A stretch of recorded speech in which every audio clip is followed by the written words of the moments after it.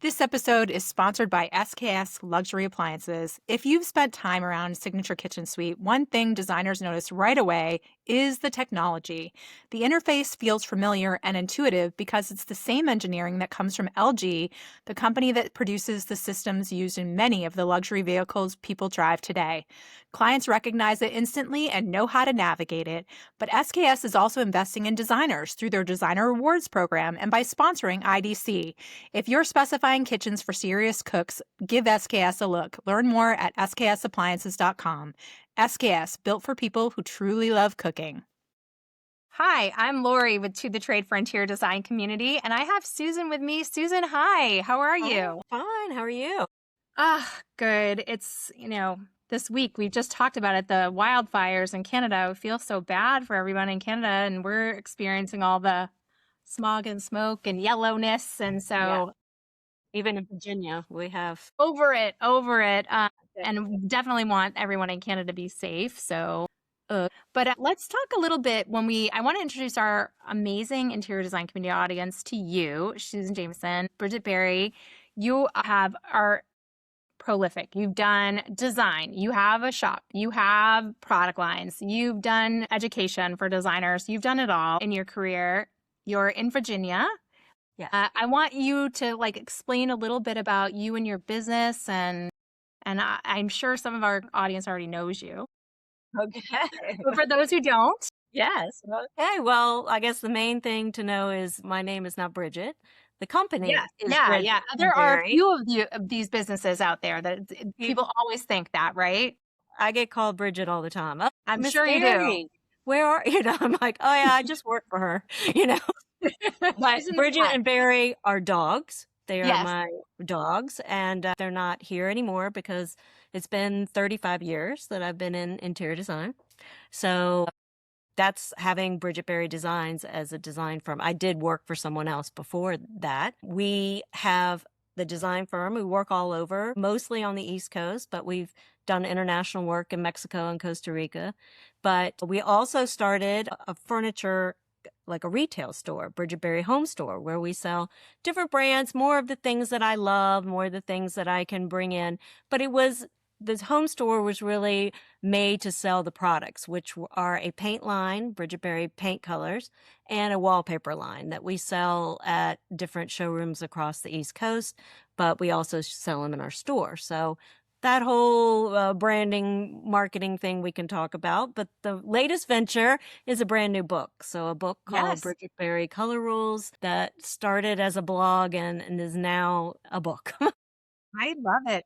I mean, I always think it's remarkable creatives like you who get into a space, they're learning, they're teaching, they're building an empire into some degree, and that creativity just kind of filters its way into so many different things. And it's fascinating to me because there are so many people we admire in our world that have built these different, income streams, but also ways of reaching the public, also ways of educating. I just think it's, is it the creativity that leads you to think, well, I should do this, and then I should do this, and then I should do Well, this? How is well, that you work do for it you? anyway. I think we do it anyway because we're working on different projects and we're designing or creating a table that doesn't exist. I mean, that's how the paints came, around was, there's 10 million paint colors, but I never have the right paint color. I've Right. got to tweak this one. I've got to make it darker or lighter. It's got to add more white. So that's kind of how that started, was just me having all these colors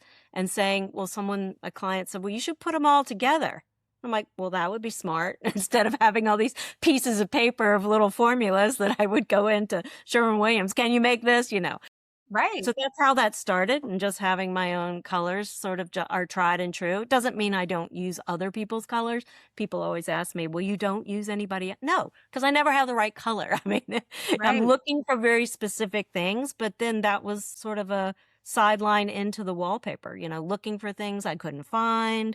That's how furniture gets designed. You can't find that creative thing that you're looking for. So I Right. think it Right. all And I, starts I with this mean, profession. I've seen it. I mean, I've seen it now hundreds of times where design, and typically and this is something that I really believe you should absolutely pay attention to if you're listening. Like, the thing is, sometimes I feel like designers will not support the design trade thing. Maybe there's a little jealousy there. Maybe there's something that's linking there. But I do know designers who do it, who are very specifically working with designer created products. And I will tell you, it's for them, it's a huge shortcut because just like you, they're experiencing the same product holes that are missing or colors that are missing. And so sometimes it can be like a shortcut to something that you are also looking for. And it's also, if we want more and more designer led products like that come from our community, we have to support the ones that exist. It, And I it think is an imperative thing.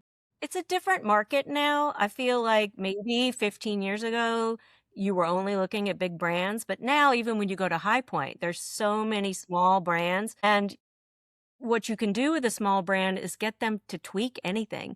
You can tweak Right. the color of the wallpaper, you can tweak the size of the wallpaper, the scale of the wallpaper, where a larger brand maybe, they've got it, they're going to sell it, that's done. But for us, it's like, you want it in purple? Yeah, I can make it purple. You want me to change the size of the flower? Sure, I can change the size of the flower. So I Right. think that is good for designers to know that, the smaller the brand, the more flexibility. Right. Right. And also you can't be shopped as much because Right. it's not Well, out there everywhere else. If that's you true. tweaked it a little bit and you made it a little bit custom, Right.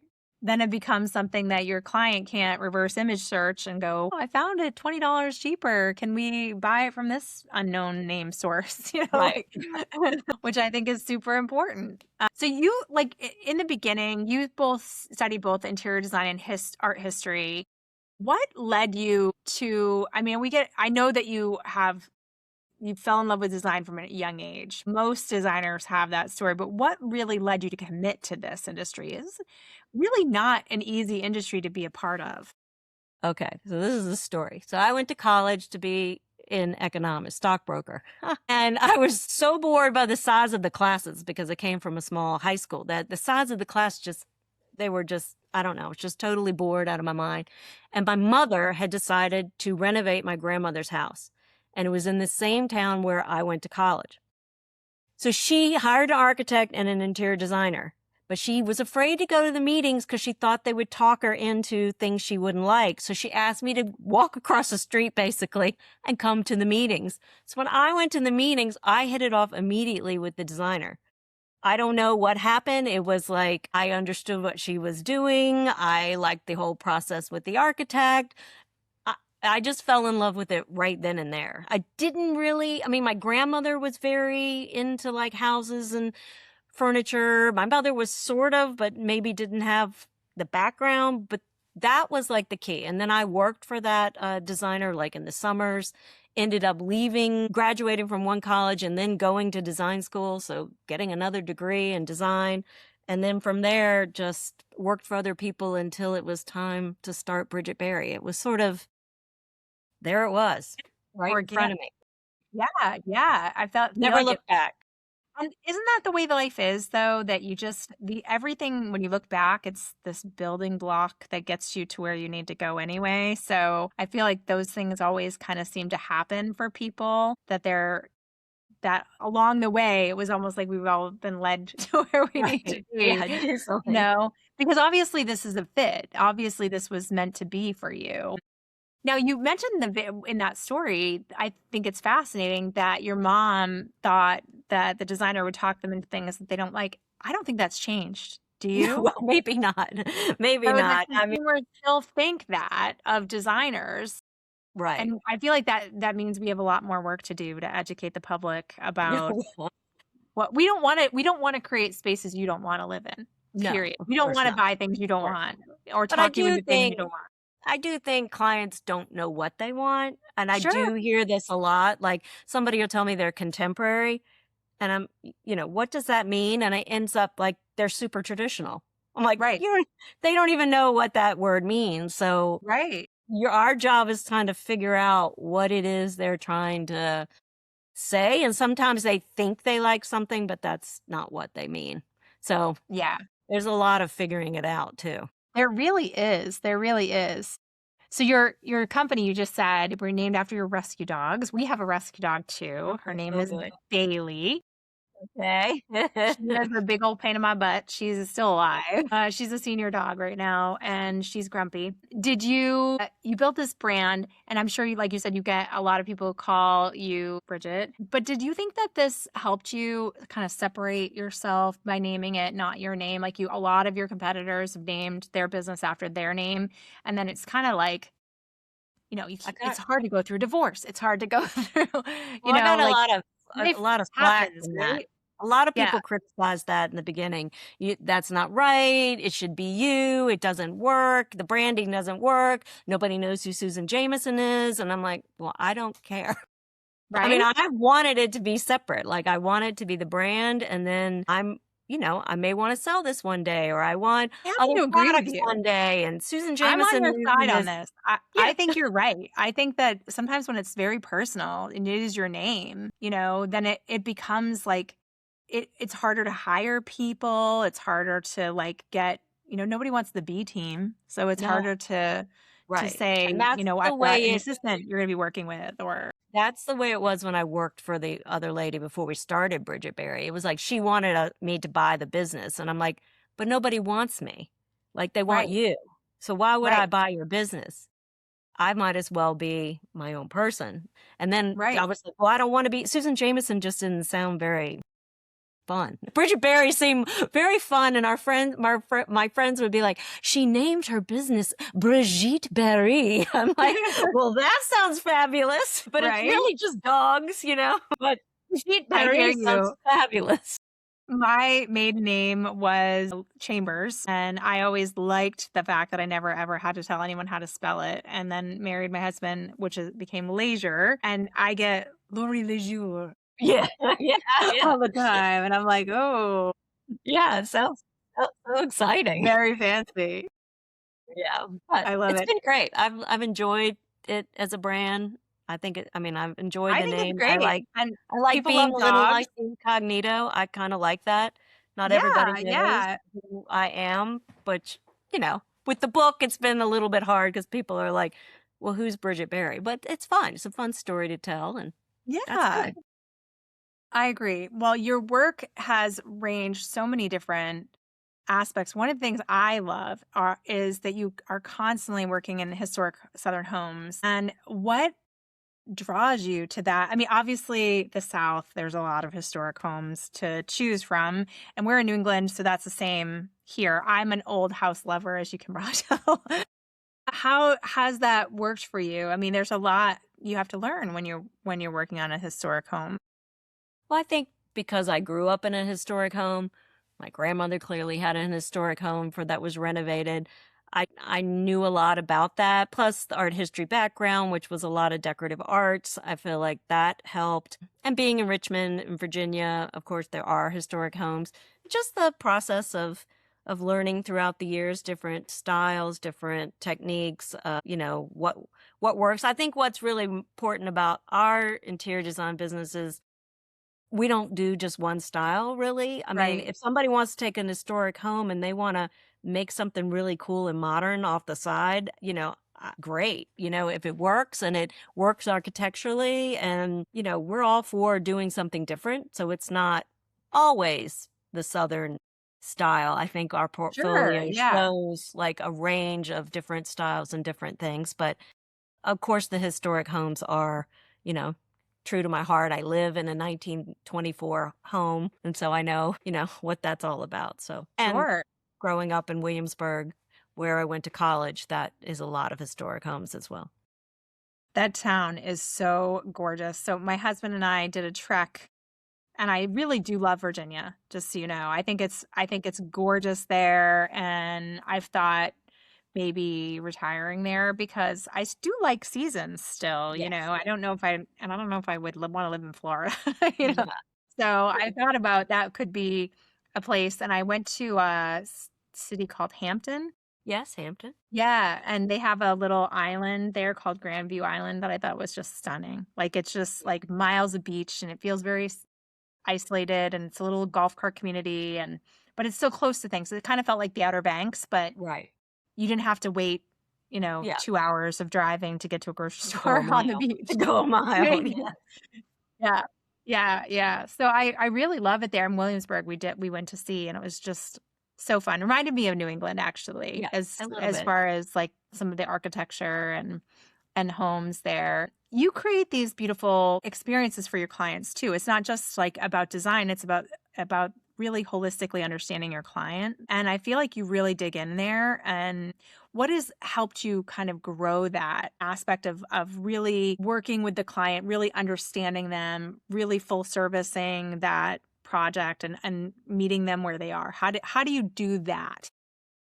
Well, I think it's the experience of different clients. So, I will have like an architect who's very much into green, green building, and I get that experience. Or we did the house in Mexico, which was completely eco-friendly, had its own septic system, windmill power, it was right open air. So everything had to be, ocean friendly. There were barely any plumbing fixtures that would work because they all get corroded by the salt air because it's wide open. I mean, just learning all those little things, even though in Mexico that was an extreme, coming to someone's pool house and knowing, what plumbing is going to work just because it's got a saltwater pool or this or that just helps throughout the 35 years, growing that one by one. Somebody's interested in feng shui, well, I learned a lot from them. I had an Indian client who I had to design a puja for, an altars. Learned all about that. It's just all these amazing things from my clients.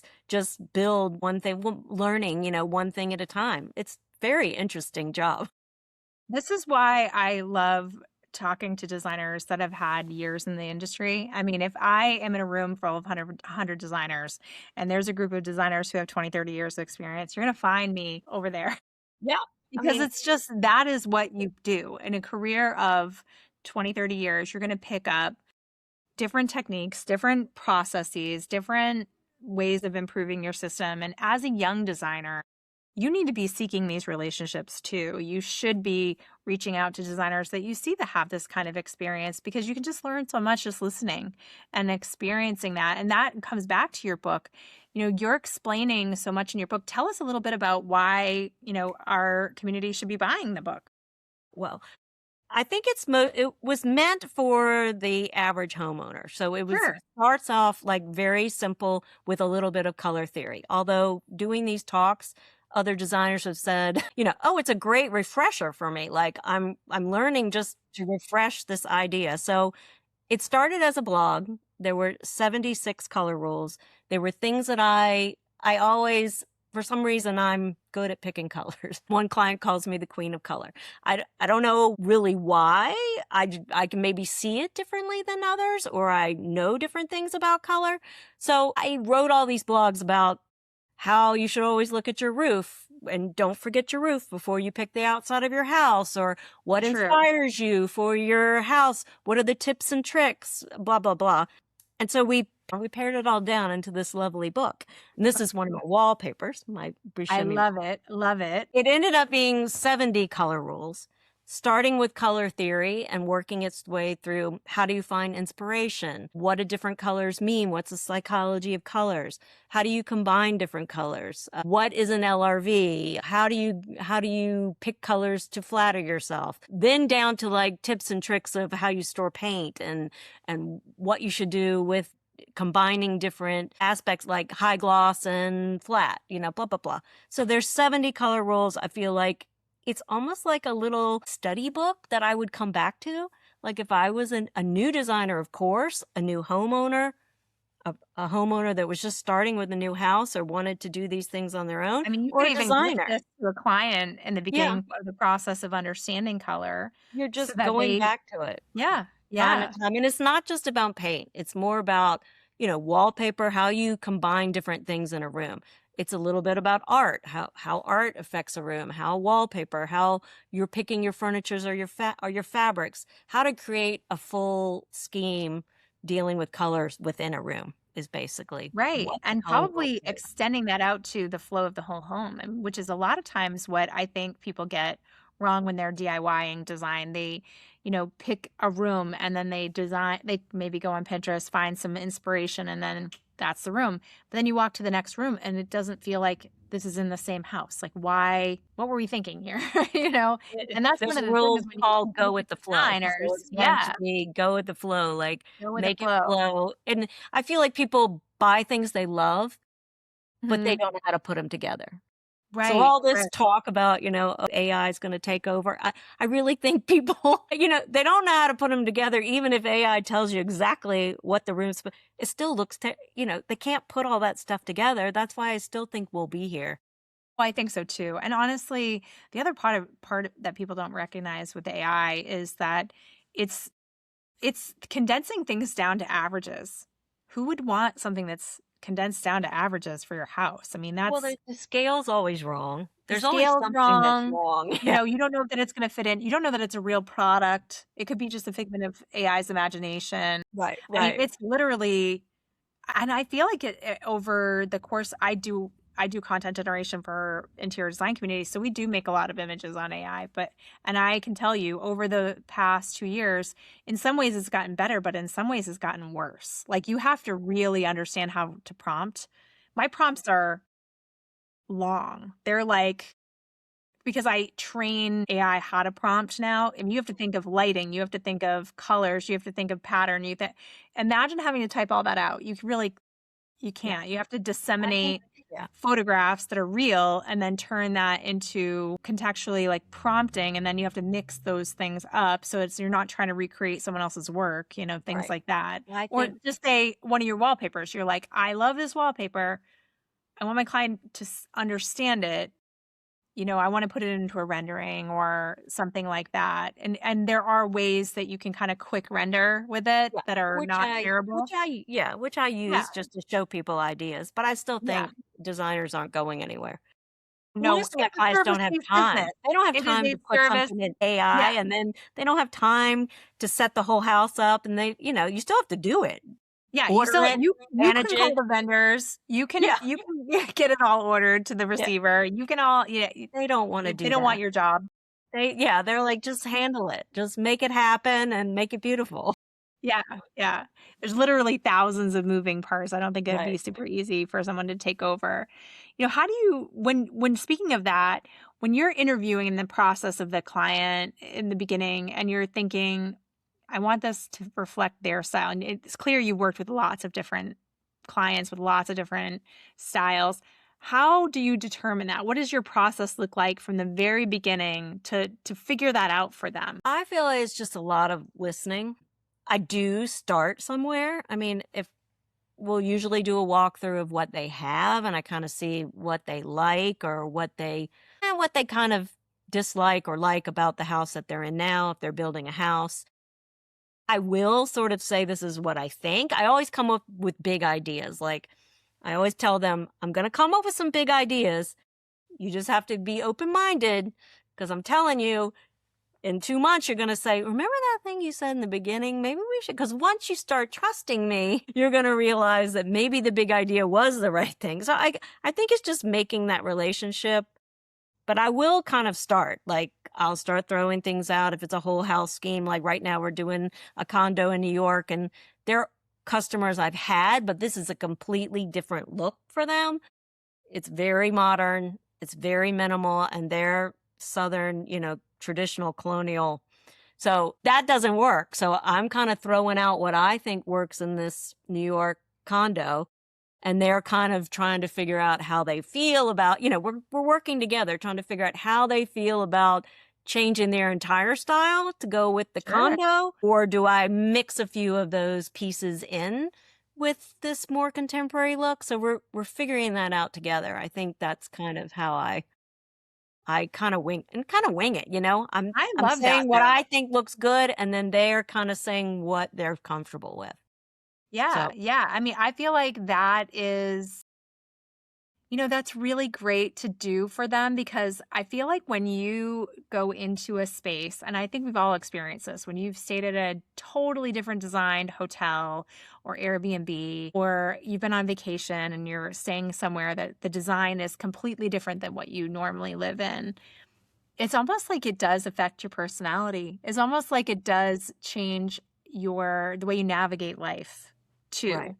Right. So I can see that. I can see that someone with all the Southern home having a New York, very minimalist, very modern It's almost place. rustic. It's got this Yeah. rustic feel, and it's like, Industrial, maybe a little bit, and the there's so kids live below, so they're getting the condo above, and so I think they're kinda doing it for the kids too, so I didn't wanna make sure. it too, like, older, and Right, right. I feel like they are gonna take over this thing at some Yeah. someday, so I'm trying to mix between everybody, and because the kids are on the Zoom call, like, we're all Zooming together, they're kinda part of this whole process, so it's I been love fun. that. It's fun. And I think that's another thing that we don't sell enough about what we do is your thought process.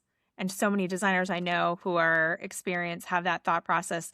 You're without even telling them you're doing it, you're future proofing their design. You're like, this is what I think is coming. And so I'm preparing the design for all the things coming into your life. Maybe I have another design friend who's renovating a space because that person also wants to be near grandkids. And like they're thinking about the baby that's there. But Right. this designer's like, well, that baby is only going to be a baby for a Right, right. while. So we've got to think about how that space can convert. It's not a full time nursery, Right. because you're not the full-time parent. You have to think about this in a different way if you're the grandparent and how you would want the space to be for the company that you're going to have and how it's going to evolve. I just love that designers they're just thinking so strategically for you and it just never I don't think it gets translated enough to the client how much you do for We them. work I mean, most clients that I have, it's like the 4th or 5th house. So, Right. we get all this repeat business. And another job I have is in DC, and she has 2 houses, and she wants her own apartment in DC on Pennsylvania Avenue. She wants her own apartment, and she wants it completely girly. Like, she's like, "This is all me, nobody else. It's a 1 bedroom. I want it girly," So I know her because 'cause we've done 3 or 4 houses, so it's interesting how she wants something completely different, and that's fun for me. Like, well, I don't want to do the same thing over and over. I want to do a different style. So this one's going to be super Frenchy and, like her little parish Candy store. apartment. Yeah, I love it. she's gonna have a great time. I can't wait for that one I too. want to be invited. Yeah. Well, that sounds amazing. So let's talk about building these lines. How did that work financially for you? Was this difficult to take on when you built the paint, the wallpaper, the retail store, now the book? These are sometimes they're financial investments for designers to do these kinds of things. Has that been a financial investment for you? And how have you incorporated that into your regular business? The paint, it's all the marketing materials and things that were more. I mean, it's a time investment. I had to formulate all these colors. They were very time consuming. But the marketing materials like the fan decks and the color cards and I mean that was a financial investment. But, Sure. we have sold those over the years cuz the paints have been out maybe 15 years, so it's been Right. a while. So that's been fine. I mean, that's past, right? We've made that money up for that investment. Right. Wallpapers weren't a huge investment up front, but having memos and always producing more wallpaper, that is an investment because you've Is always. that digital printed wallpaper? Are you doing that digital print? Yes, well, it's digitally printed. We have grass cloth, metallic grounds, and there are 3 different there's one in California, the manufacturer, one in Detroit, and one in Connecticut. So 3 different people making different wallpapers because of different grounds. But keeping up with having all of the memos, we have different showrooms in Atlanta and New York and Chicago, and we had one in Dallas and one in DC. Everybody's got to have memos. Sure. So, Yeah. we're cutting and stapling memos continually. I So hear that, you. that I takes know I everyone know that away from. world very Yeah. well, so I remember it. Yeah, it takes everyone away from what they're doing at the store when they're having to, send out memos all the time. But, that's the only way to get it in the hands of the designers, you know. So that it is a little bit of an investment, but I think the payoff is great. Now the book, I self-published the book because I felt like, You I had the felt like I could content. make more You had money. right. I mean, I could make more money because the book, it just seemed ridiculous to not make a dime on the book and have this book that I really wanted, and I wanted it in a very specific way. So I ended up doing that. We found a printer in China and it worked out great. The price point was amazing. And so, I mean, it just started. It just launched in April. So we're just right in it right now. So Yeah, hopefully, I think you had a pre-order, right? So, yes. and it is on Amazon. Yes, it's on Amazon, Yeah, yes, yeah. and on So our go, website, yes. So we've, yeah. as these things come across, I think we've done different podcasts. You know, people are buying from Amazon or wherever. We're doing a talk for Schumacher in Charlotte next week. It's just fun, and I think it's been greatly received by other people. So I'm excited about it. But I'm sure it will financially, be. yes. I mean, yes, it is a commitment. I mean, Yeah, you have to yeah. have I a think chunk of this is a cash. dream for so many designers who are starting out. They see people like you at High Point and speaking at events, and they just, how would I get there? What would I do to be able to be speaking or have a book or have a paint line? Like that's the dream of so many young designers But I think if today. you have something to say and it's unique, I think nowadays with digital printing, just even the book, the wallpapers, if you have something have a point of view, something to say, a unique perspective, a unique design, it's so much easier nowadays to create those things than maybe it was 15 years ago where there weren't a lot of opportunities. And But I and feel like you Instagram also alone. you have a great business background too. Like your fundamentals are there. And so having all of those things or having even a good point of view, part of it is marketing it. Part of it is building those relationships to get it out there and sell it. And it's clear you were able to find those great relationships and then keep them nourished over years. And that's not easy to do. I mean, Well, now we so do that's have part of it. Instagram now. I mean, Instagram is something that didn't exist before where you couldn't Right. get to everyone. You Yeah. just couldn't Yeah. get there. So I think that helps It is a people. huge advantage to have social media and to be able to kind of own it and figure it out.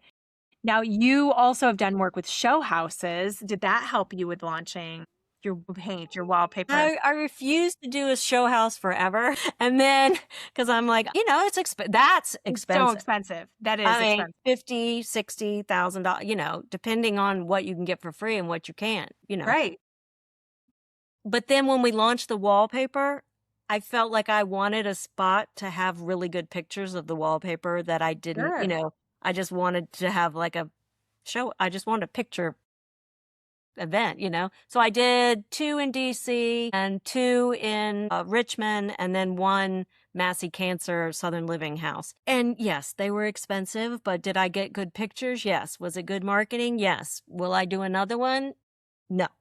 Okay. I I mean, don't think all of them needed to I know. mean, it's just too much. It's too much and a lot of time. I mean, if you're going to do it Yeah. right, you need to stand there and market Yes. yourself and stand there and meet people and do everything you can do after you've spent this money to showcase, if you're trying to get clients. But if you're a young designer, that's a great way to get clients.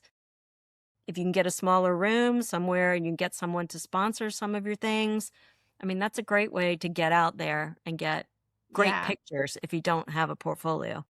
Sure. Sure. Absolutely. Now, when you put your name on a product, and in this case, it's not your name per se, do you feel like there's something there about like your brand name is now becoming on a product? Do you feel a little scared about that? Is that something that you feel like, oh no, this could affect this, or do you feel like that builds on it? I think it definitely built. I mean, I'm proud of the paints because I use them all the time, and I'm proud of the wallpaper. I love seeing other designers use the wallpaper Oh, when I'm they sure you do. That show must be me so fun. pictures. Yeah, Yeah. it's so fun to watch like different wallpapers go out of the office. Like one time, I don't know every designer, but one time it was shipping to Geraldo Rivera. It said Geraldo Rivera's dining room, and I'm like, oh, exciting! And, You're it's like, just fun to, "Woo!" like, never saw that dining room, don't know what it looks like, don't know that designer, but, that's exciting to see other people say, "This is cool and I wanna use it." They use it on lampshades or they do something different that I've never thought of, and I'm like, "Wow, that's really cool." And they're So, presenting it to their client who is saying yes, which is also yeah, another like, "Woo, pat myself yeah, on the yeah, back." yeah.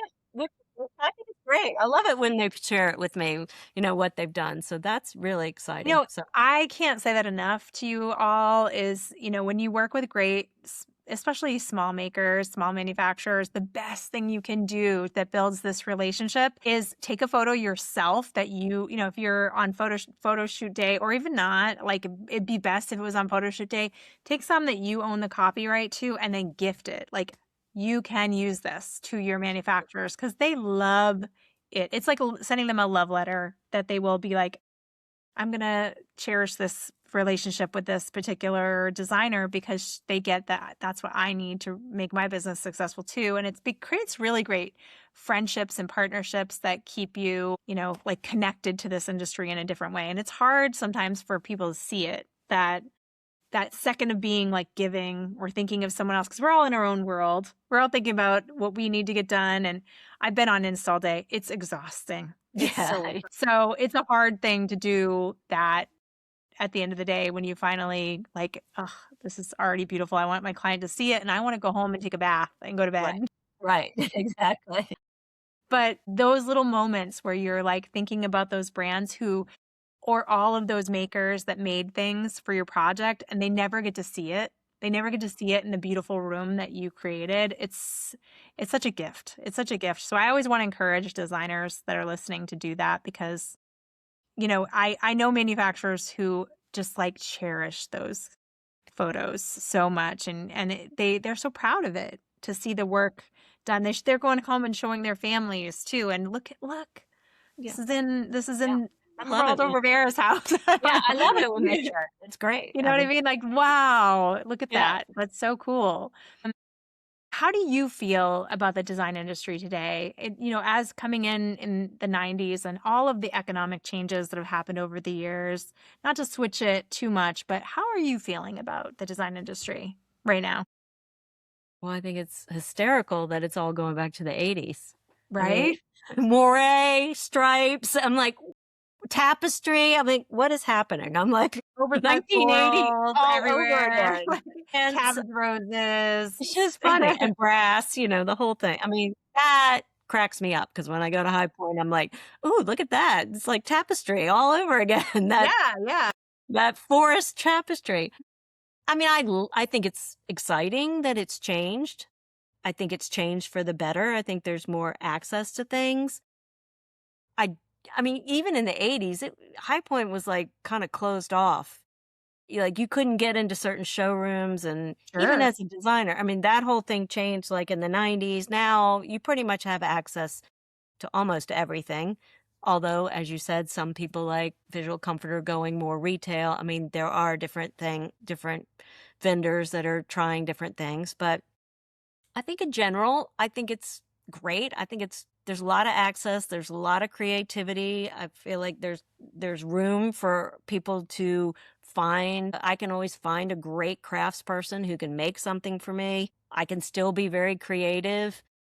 Instagram's great because you get to meet all these people, find different things. I can look at things in Paris and antiques in Spain and, where you could never do that before, really. I mean, you can Yeah. search for it, but they're just right there. If you start down the rabbit hole on Instagram, then you start getting all these different things. So I'm always looking at what people have done in Spain or what people have done in Italy or some really cool hotel that some fancy architect has done. I mean, I think that's amazing inspiration for everyone as a designer. So I think it's moving in the right direction, and I don't think there's anything really negative about the design business, even though clients have more access to things. But my clients are not. They're not interested. I mean, they don't have time. Yeah.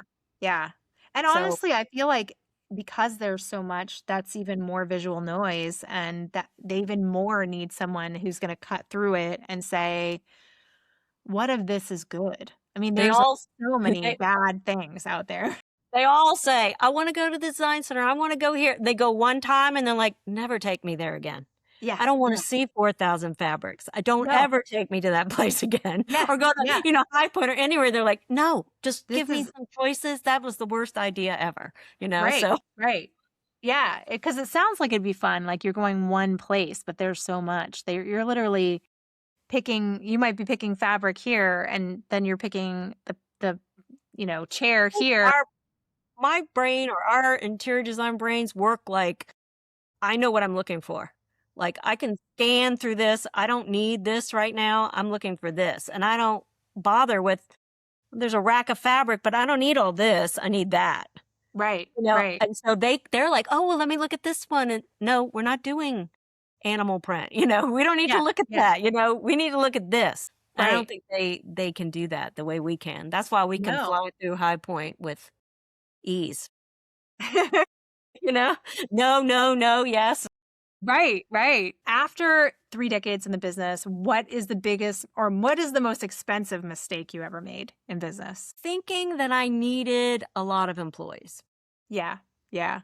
Thinking that, I needed a big team when Yeah. I really only needed certain people to do certain things. Now I have a kind of a big team because we have a retail store and we have products and we have the design firm. So it's 7 of us, but it's not 15. But at some point, maybe just when we had just the design firm, maybe I thought I needed more people Yeah. than I really needed. And that Yeah. was a lot of payroll and a lot of, taxes and insurance and yada, yada, yada. So I've scaled that down to kind of just one assistant and then everyone else does other things and one person that does CAD. So there's 3 of us. So Right. I Yeah. think that was the biggest mistake. Just You trying, think but it's just trying. I mean, you gotta have yeah, to try yeah. things. If they work for other people, that's great. It just didn't work for No, me. 100%. I think there are big teams out there. There are smaller teams. It's sometimes it's not not necessarily, and this is for different for everybody. That's really important for the people listening is what do you enjoy?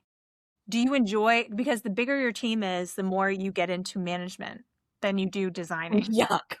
which is That's some the people love worst. it and some people don't. And you have to be honest with yourself. What do you like doing? And if you Like don't being enjoy, creative. I like designing. I don't wanna yeah, manage everyone and hear the sad stories about how, they yeah, can't come in or they can't do that or they can't do this, I'm yeah. too busy. I It's didn't really enjoy it. hard, and some people that's their jam, and some people it's not, and you have to be honest with yourself about what you Sure. really like doing, I think, and that's hard for people. Has the way you've charged for design changed through the years? Did you experiment with, like, hourly, flat fee, mix of both, or has it been the same pretty much throughout? No, it was hourly in the beginning. Now it's a mix. So I do hourly because we do a lot of site visits, a lot of on-site construction. So it just works better because if you're staying there for, 3 and 4 hours at a site visit, I'm not doing that for free. You Right, know, right. I just would rather charge them and clients seem to be okay with that, but there is like a flat design fee Yeah, for yeah. the proposal in the beginning, and then there's a flat fee for the entire contract, whatever that should be, a whole house or one room. So it's kind of a mix now.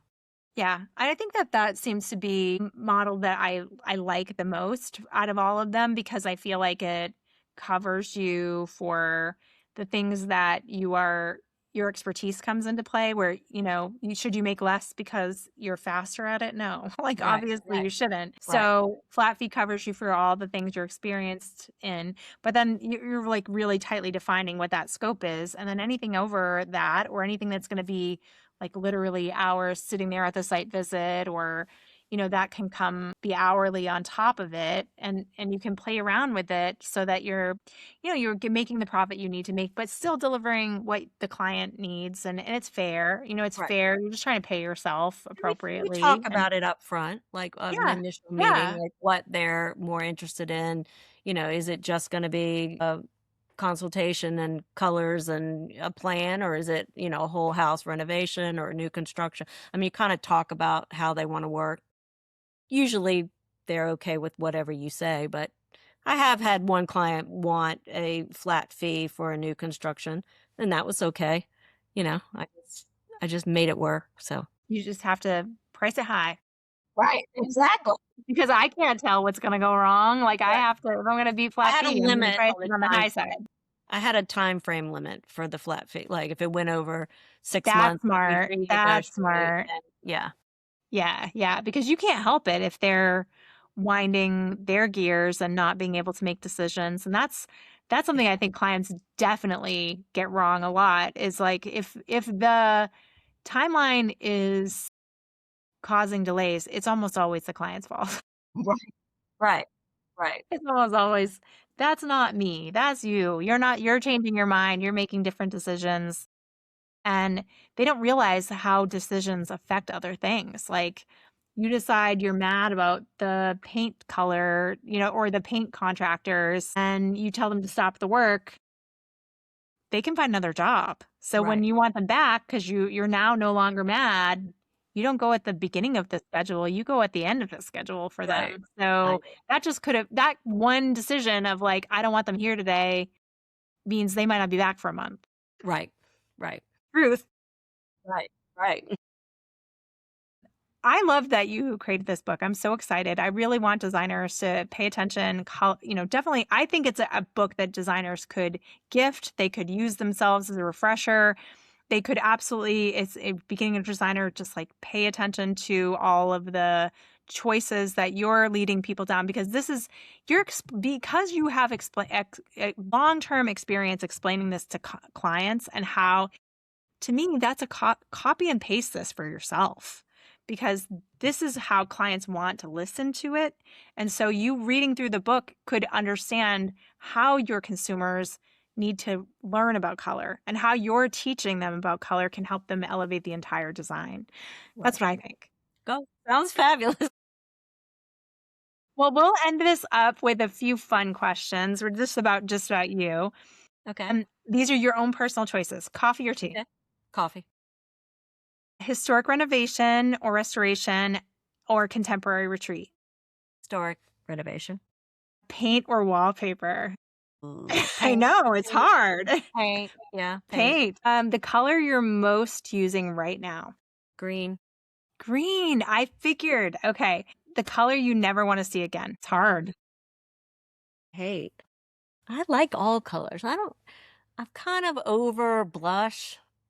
Okay. Yeah, the I'm kind of millennial. more into like a rosy, I'm more into like a rosy color than blush. Okay. What is one design rule that you happily break? Well, the last rule of the book is a surprise. Ooh, I can't It's wait. it's color rule 70. It's called you rule. So break the rules. Once you've learned all the rules, then you can break the rules. So I love what I that. like to do sometimes is challenge myself with color. So now, Yeah. I mean, once you know how they all go together, maybe making different combinations of something more unique or doing something completely different that you've never done before makes a room really exciting. I think so too. Is there a business task that you would gladly never do again? Business task, payroll. I like that. Dogs in the design studio, yes or no?